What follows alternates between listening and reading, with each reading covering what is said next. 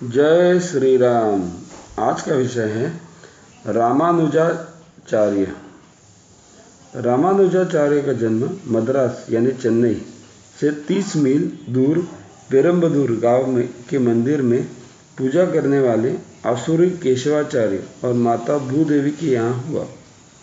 कहते हैं कि दंपति ने पुत्र प्राप्ति के लिए पुत्रेष्ठ यज्ञ किया था। बालक का तमिल नाम इलयालवार रखा। श्री राम के छोटे भाई लक्ष्मण जैसा स्वभाव होने से इन्हें रामानुज कहकर बुलाने लगे। रामानुज पढ़ने में अत्यंत कुशाग्र थे। 8 वर्ष की आयु में उपनयन संस्कार हुआ। वेदांत के अध्ययन के लिए प्रकांड विद्वान कहे जाने वाले कांचीपुरम के यादव प्रकाश के यहाँ जाकर अध्ययन करने लगे। अनेक सूत्रों पर यादव प्रकाश से इनकी अर्थ भिन्नता हो जाती थी। कहते हैं कि यादव प्रकाश ने इन्हें मारने की साजिश रची। जब गुरु सहित सभी शिष्य काशी यात्रा पर थे तो जान का खतरा जानकर वे रास्ते से ही लौट पड़े, पर जंगलों में भटक गए। कहते हैं कि शिकारी पति पत्नी के रूप में भगवान विष्णु और लक्ष्मी ने मुझे प्यास लगी है, कमंडल लाओ कहकर दूर पोखर में भेज दिया। सवेरा होने पर देखा कि वह कांचीपुरम के पास ही आ गए। यादव प्रकाश तब और भी जलने लगे जब एक सामंत की कन्या की भूत प्रेत बाधा को वह दूर नहीं कर पाए और रामानुज ने ठीक कर दिया। 16 वर्ष की आयु में इनका विवाह तंजम्मा से हुआ, जो छुआछूत को मानने वाली दुष्ट स्वभाव की महिला थी। कुछ दिन बाद पिताजी का निधन हो गया। यमुनाचार्य विशिष्टाद्वैत सिद्धांत के महान आचार्य थे, जो योग्य उत्तराधिकारी की खोज कर रहे थे। तभी रामानुज के बारे में जानकर तीर्थ यात्रा करते कांचीपुरम पहुँचे और उन्हें देखकर प्रसन्न हुए। उन्होंने अपने शिष्य महापूर्ण को कांची भेजा।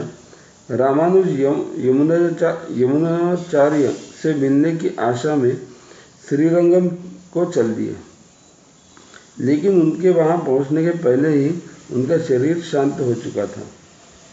उनकी 3 उंगलियां मुड़ी हुई देख पूछने पर पता चला कि गुरुदेव की 3 कामनाएं बाकी हैं। एक व्यास जी के ब्रह्मसूत्र पर भाष्य लिखने की, दूसरी व्यास और अलवारों की महिमा बखान की, और तीसरी थी वैष्णव सिद्धांत के प्रचार की। रामानुज ने कावेरी के तट पर जो ही पूर्ण करने की प्रतिज्ञा की, अंगुलियां सीधी हो गई। कांचीपूर्ण स्वामी को रामानुज ने गुरु माना था। कांचीपुरम को रामानुज ने अपने घर पर भोजन को बुलाया। छुआछूत के व्यवहार से दुखी रामानुज महापूर्ण के शिष्य बनने के लिए श्रीरंगम की ओर चल पड़े।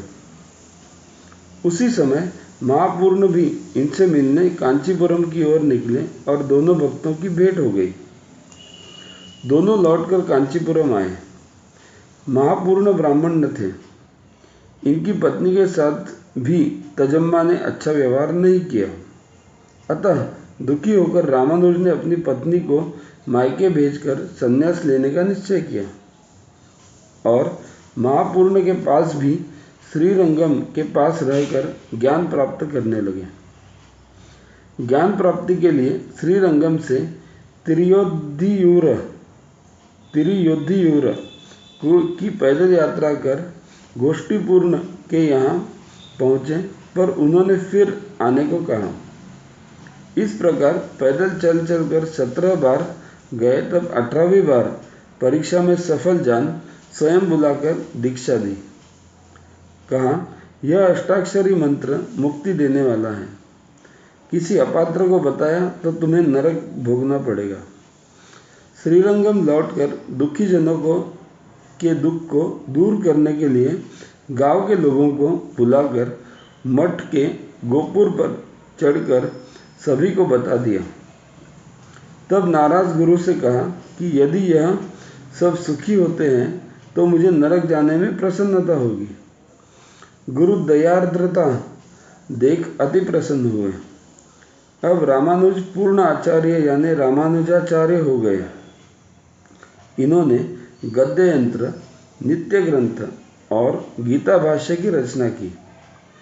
ब्रह्मसूत्र के भाष्य के लिए बोधायन लिखित ग्रंथ, जो कश्मीर के विद्वानों के पास ही था, लेने शिष्य कुरैश के यहाँ पहुँचे। नहीं दिया तो वहीं उसे एक ही बार पढ़कर कंठस्थ कर भाष्य की रचना की। संपूर्ण भारतवर्ष में वैष्णव धर्म का प्रचार करते हुए 120 वर्ष की आयु में माघ सुदी 1137 को अपना शरीर त्याग दिया। इनकी ही 14वीं पीढ़ी में रामानंदाचार्य हुए, जिन्होंने उत्तर भारत में वैष्णव धर्म का प्रसार किया। भारत माता की जय।